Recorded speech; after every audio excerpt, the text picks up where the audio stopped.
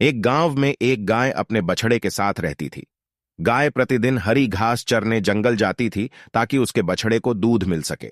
बछड़े को अधिक खिलाने की इच्छा ने गाय को जंगल में दूर दूर तक चरने के लिए प्रेरित किया।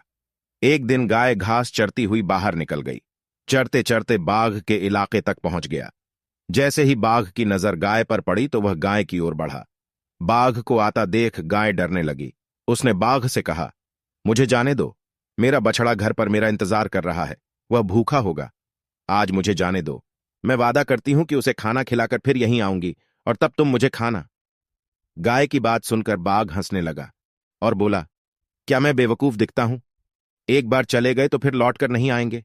जान बचाने के लिए ही ये बातें कह रहे हैं। मुझे भूख लगी है, मैं तुम्हें खाऊंगा।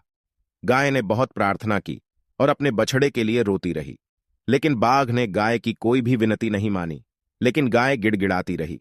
आखिरकार बाघ का मन थक गया और उसने गाय को जाने दिया और कहा कि यदि तुम कल वापस नहीं आए तो मैं वहीं आकर तुम्हें और तुम्हारे बछड़े दोनों को खा जाऊंगा।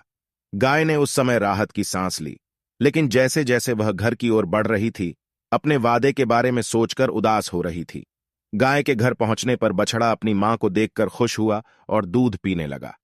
मां को उदास देखकर बछड़े ने उदासी का कारण पूछा। गाय ने सारी कहानी बताई। बछड़े ने ध्यान से सुना और कुछ देर सोचने के बाद बोला, मां, तुम उदास क्यों थी? कल मैं भी तुम्हारे साथ बाघ के पास चलूंगा। अगले दिन गाय और बछड़ा जंगल की ओर चल दिए। थोड़ी देर में वे बाघ के सामने पहुंच गए।